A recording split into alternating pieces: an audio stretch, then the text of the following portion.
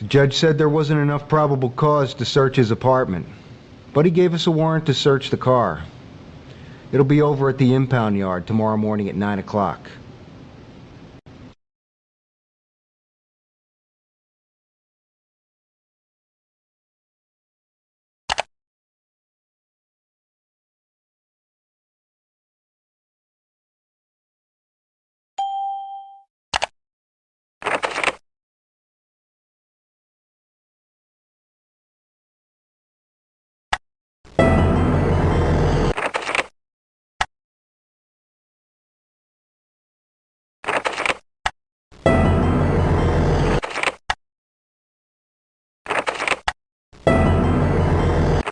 You're working late tonight. You better catch some Z's. Lieutenant's squawking about paying overtime, so come in later tomorrow. You've got 1 week left. Narrow down a suspect and let's get some warrants going here.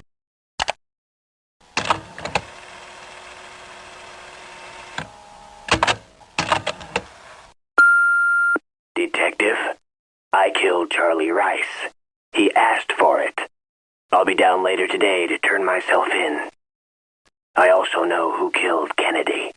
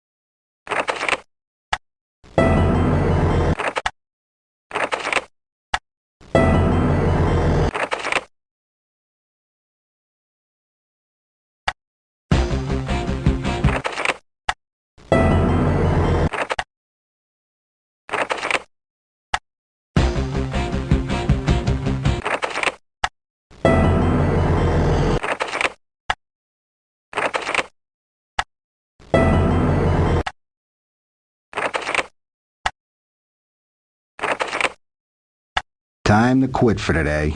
You know what they say about all work and no play.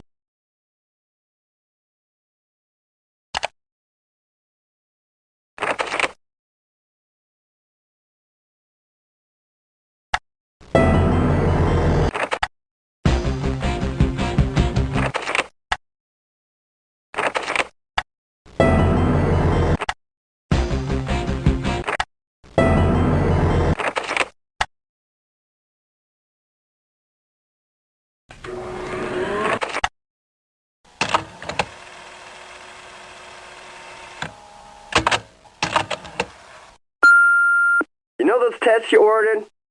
They're ready.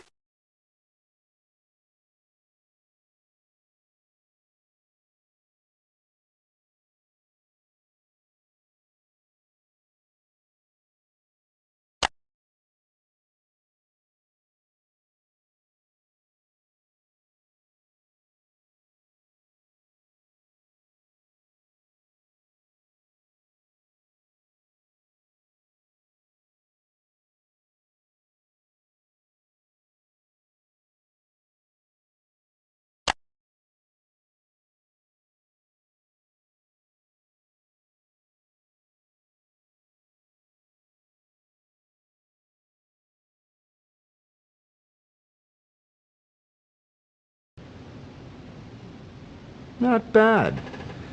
Looks like you have enough evidence here. You're gonna have to prepare thoroughly for the interrogation, though. Make sure that you have all the information you need on your suspect. And remember, these characters aren't gonna be so anxious to confess to murder. Listen carefully. Go on, use interrogation room B. Good luck, partner. We appreciate you coming down. We just have a few more questions to ask you. You're not under arrest and you can leave at any time. So now you're thinking maybe I killed my father? Oh boy, you cops will dream up anything to make it look like you're doing your job.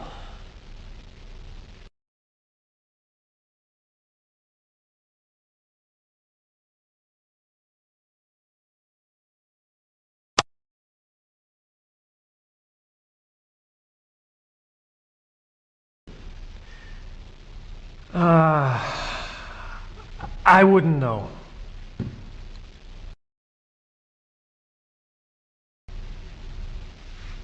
I have nothing new to say about that.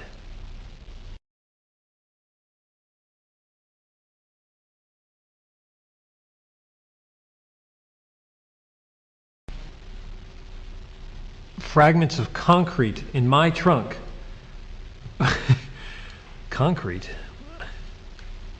I have no idea where that could have come from because I never... Wait a minute. There's this guy who used to work with me, and about 6 weeks ago, he asked if he could borrow my car because he was doing some construction work in his driveway. That must be where the concrete came from.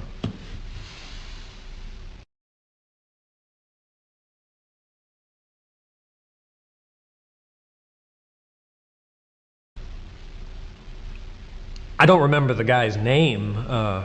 Bob or Bill? I don't know.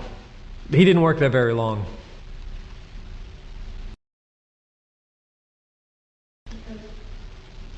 There must be lots of people with those kind of tires.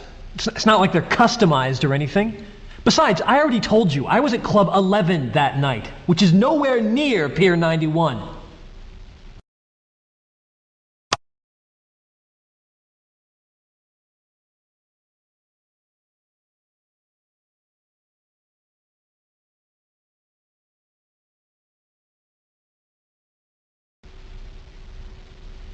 Yeah, I signed my father's name on that sales slip. He sometimes let me use his credit card, especially when I was in a bind. I always paid him back when the bill came in. My father lent me that card on Friday. It must have been November 5th.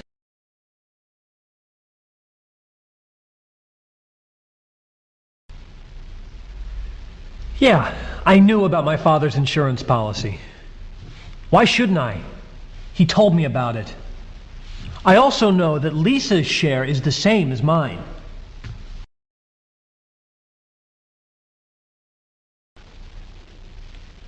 I don't know about that.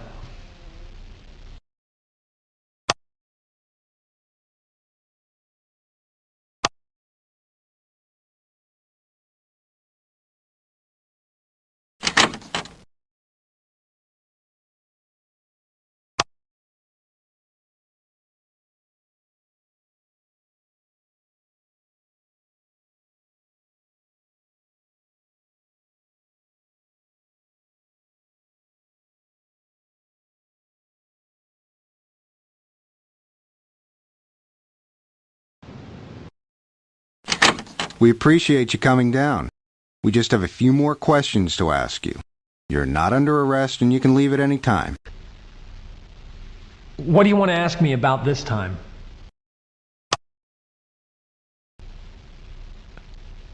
Who told you that? Never mind. I think I can guess. Yeah, I owed a bookie some money. Not a whole hell of a lot. Certainly not enough to commit murder over.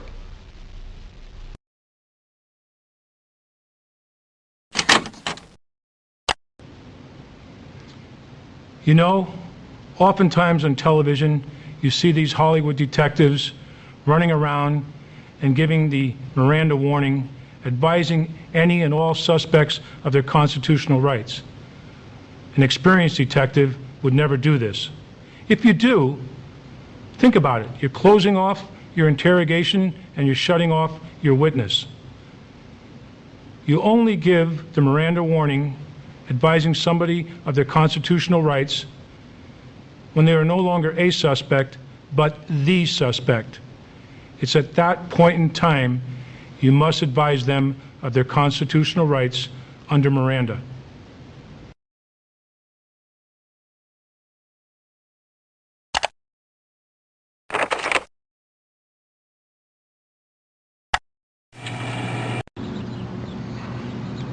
Ask me a question. I'll tell you anything I know.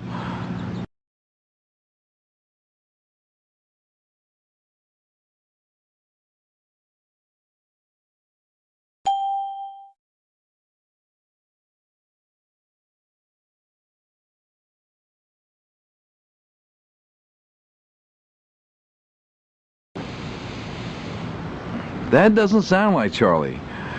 I remember one time, around 6 months ago, when Earl tried to borrow Charlie's credit card, and Charlie turned him down. Charlie told him he'd lend him money, but he wouldn't lend his credit card to anyone.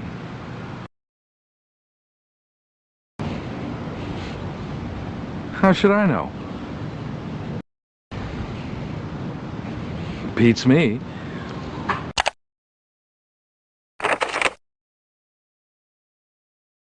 Welcome to Big Island Timeshare. Have we got a deal for you? We're open 9 a.m. to 6 p.m.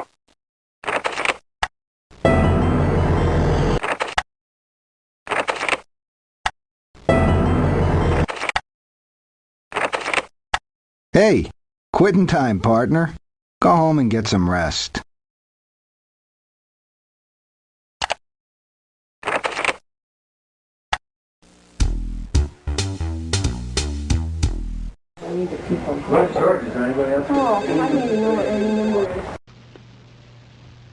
Got any other questions?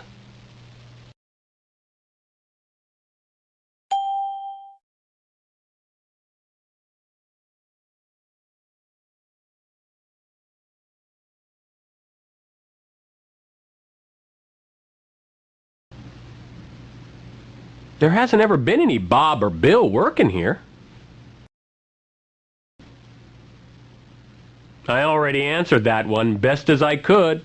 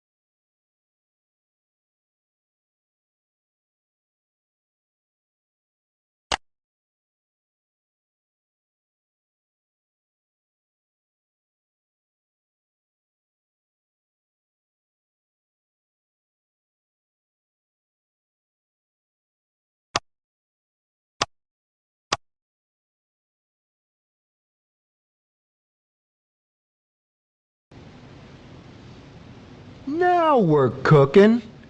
Lieutenant says okay. You have enough evidence. Go on, arrest him. You are under arrest for murder. You have the right to remain silent. Anything you say can and will be used against you in a court of law. You have a right to speak with an attorney and to have that attorney present with you while you are being questioned. If you so desire and cannot afford to hire an attorney, one will be appointed to represent you.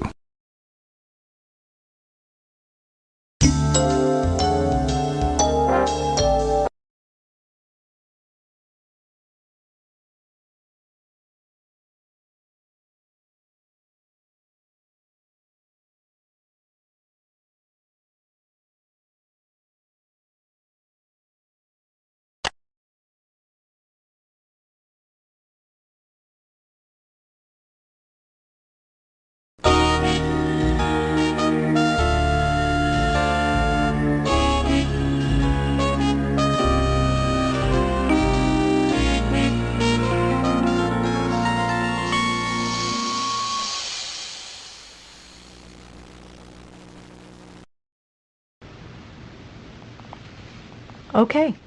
It looks like you've got something here. You've certainly proved that Charles Rice was murdered. But you know, our conviction rate's been going down lately. And until you nail means, motive, and opportunity, I'm not taking this case to trial.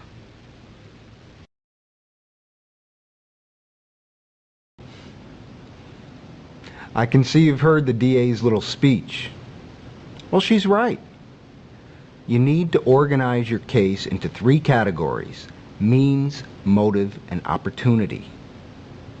Means is the how of a crime. Any evidence about how a crime was committed fits into the means category.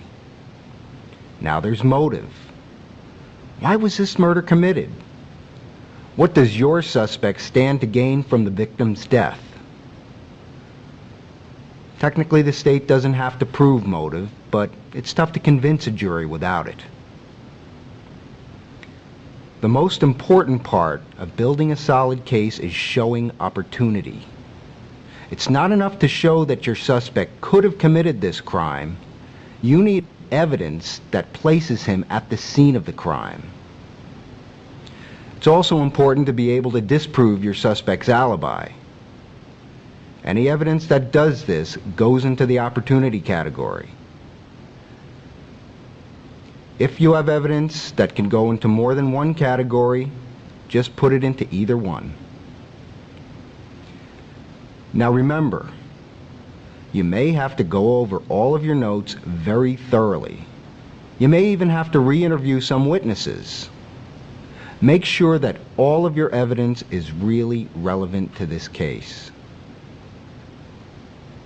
It's much easier to know who the culprit is and even to arrest him than it is to prove it in court.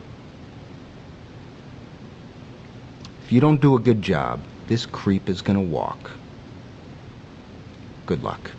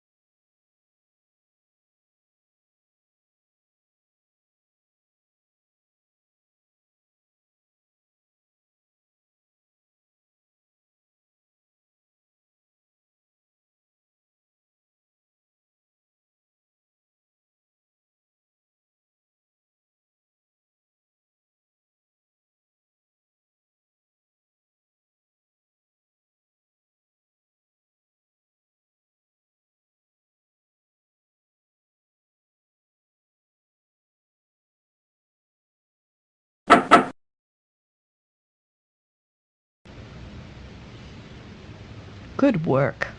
This is the kind of case I like. We're going to trial.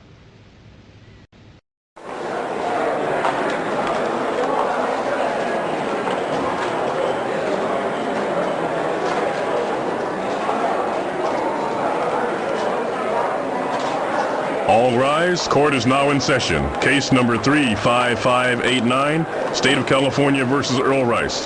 The charge is murder in the first degree.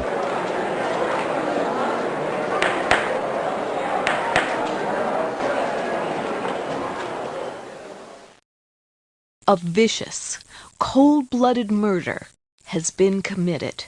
We will prove that Charles Rice was attacked in his own living room on November 8th. He was struck on the back of the head with a blunt object, tied head and foot with 2 extension cords, gagged with his own washcloth, moved downstairs, and stuffed into the trunk of a car. From there, he was taken to Pier 91, tied to a hunk of concrete, and thrown alive into the bay to face an awful death by drowning. The person who committed this terrible crime thought that the evidence of his guilt would remain hidden forever. But he was wrong. Charles Rice has risen from his watery grave. His dead body provides the evidence to convict his killer. And that killer is none other than his own son, Earl. Using chemical analysis and emission spectrography, the state will prove that Charles Rice was moved to Pier 91 in the trunk of Earl Rice's car. In the trunk of Earl's car are concrete fragments that identically match the concrete tied to Charles Rice. Earl claimed that he had never been to Pier 91, but a tire tread found there matches his car exactly. The state will show that Earl used his father's credit card after he killed his father. And why did this much-loved only son commit this heinous crime against his father? Greed. He killed his father for money, for his father's life insurance and credit cards to pay off his gambling debts. The state will prove that Earl Rice killed his own father for money.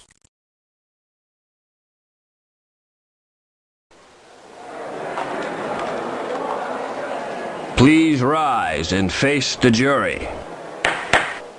Have you reached a verdict? On the charge of murder in the first degree, we find the defendant guilty.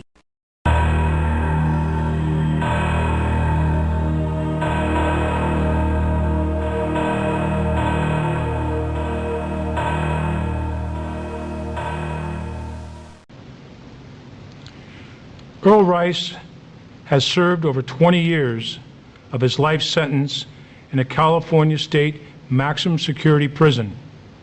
To this day, he maintains his innocence. At his most recent parole hearing, Earl changed his story again. He now points the finger at his sister Lisa, stating that she committed the murder. Lisa died 18 years ago of a drug overdose.